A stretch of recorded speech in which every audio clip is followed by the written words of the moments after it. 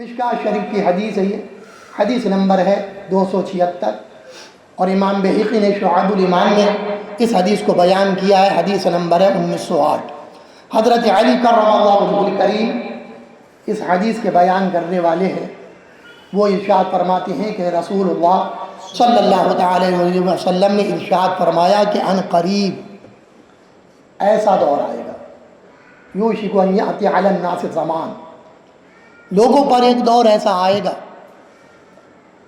کہ صرف نام کا اسلام باقی رہ جائے گا۔ سمجھے کیا رہ جائے گا؟ نام کا اسلام۔ اب محاسبہ کیجیے، نام ہے حامد،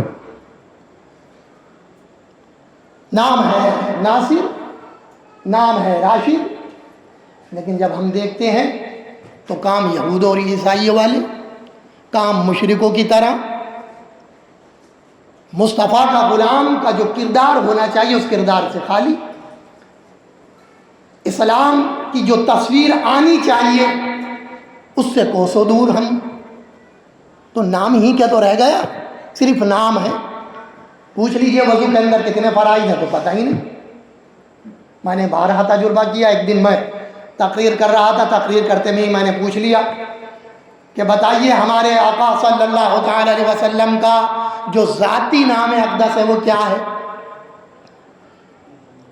تو مشکل سے 2-3 نے ہی جواب دے دیا۔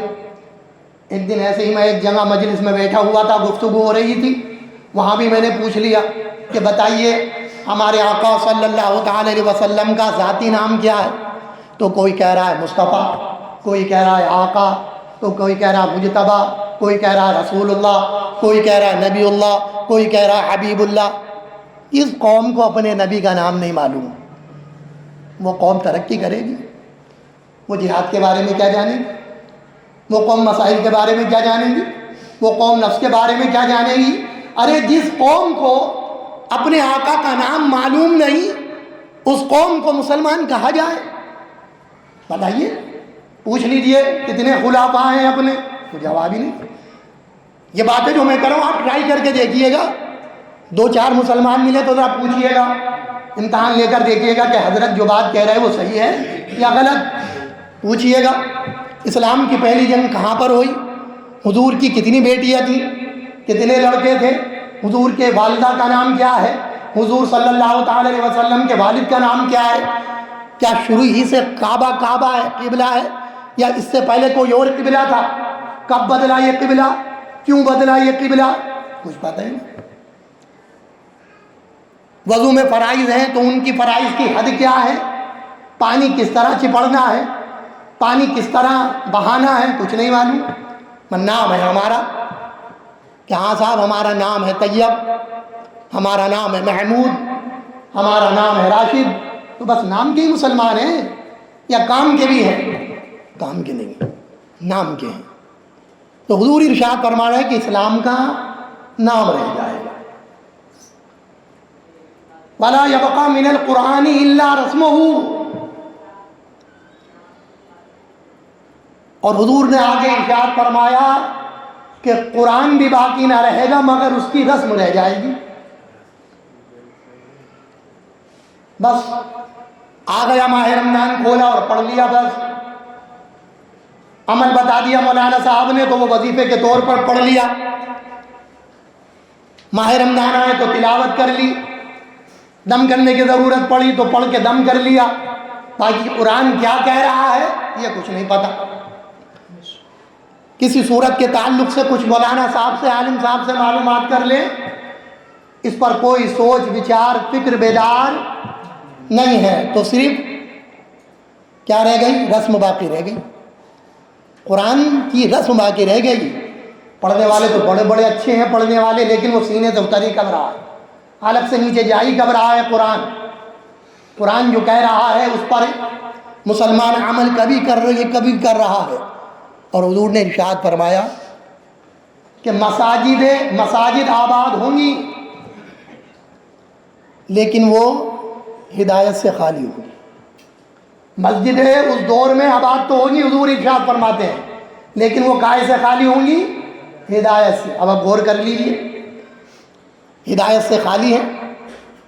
مسجدوں میں بڑی بڑی نشان ہیں, بڑی بڑی خوبصورت ہیں, بہترین ماربل پتھر لگے ہوئے ہیں, ٹائلیں لگی ہوئی ہیں, پنکھے چل رہے ہیں, ایسی چل رہے ہیں, لیکن ہدایت سے خالی ہیں. نماز پڑھنے آتی ہے, خشوع خضوع کا پتہ ہی نہیں, اقام الصلاۃ نماز قائم کرو کیسے ہوگی پتہ ہی نہیں, جو روحانیت آنی چاہیے نماز پڑھ کے وہ خالی ہے. سینے کے اندر محبت رسول, محبت خدا اتر ہی نہیں رہا, ہدایت ملی نہیں رہی. معاملہ ہدایت سے خالی ہے. تو مسجدیں تو آباد ہوں گی مگر وہ ہدایت سے خالی ہوں گی. اور حضور صلی اللہ تعالی علیہ وسلم ارشاد فرماتے ہیں, اور ان کے علماء, اس وقت کے مولوی, حضور صلی اللہ تعالی علیہ وسلم ارشاد فرماتے ہیں وہ خلق میں سب سے بدتر ہوں گے برے لوگ. کیوں؟ کہ وہ مالداروں کی چاپلوسی کریں گے, وہ حق بات نہیں بتائیں گے, نہ وہ عالم ہوں گے, نہ ان کے دلوں میں اللہ اور اس کے رسول کی محبت ہوگی. ان کا مقصد صرف دنیا ہوگا, ان کا مقصد صرف پیسہ ہوگا, ان کا مقصد لوگوں کے مالوں پر نظر ہوگی, انہیں دین سے کوئی تعلق نہ ہوگا, انہیں اللہ اور اس کے رسول سے کوئی محبت نہ ہوگی. اور جب ایسے علماء ہوں گے تو وہ کیا کریں گے؟ کیا کریں گے؟ حضور ارشاد فرماتے کہ ان سے فتنے اٹھیں گے اور وہ فتنے انہی میں لوٹ جائیں گے. اور دیکھ لیجیے کتنے فتنے اٹھتے چلے گئے ہیں اور انہی میں دفن ہوتے چلے جا رہے ہیں. تو حالات حضور صلی اللہ تعالی علیہ وسلم نے ہمارے سامنے بیان فرما دیے کہ اسلام کا نام رہ جائے گا, قرآن رسمن ہوگا, مسجدیں ہدایت سے خالی ہوں گی, اور علماء جو ہیں وہ بہت برے لوگ ہوں گے, ان سے فتنے اٹھیں گے اور وہ فتنے انہی میں سے لوٹ جائیں گے. اور جب فتنے آتے ہیں تو فتنے اچھے لوگوں کو بھی گھیر لیتے ہیں اور برے لوگوں کو تو گھیرتے ہی گھیرتے ہیں. اور فتنے حضور نے ارشاد فرمایا ہے کہ بارش کی طرح نازل ہوں گے. اور یہ حالات ہوں گے کہ جب فتنوں کی بارش ہوگی, فتنے آئیں گے, تو حضور ارشاد فرماتے ہیں کہ حالات یہ ہوں گے کہ بیٹھا ہوا کھڑے ہوئے سے بہتر ہوگا, اور لیٹا ہوا بیٹھے ہوئے سے بہتر ہوگا. اور اس وقت ایمان بچانا ایسا ہوگا جیسے ہاتھ میں انگارہ رکھنا. اس طرح کے حالات واقع ہوں.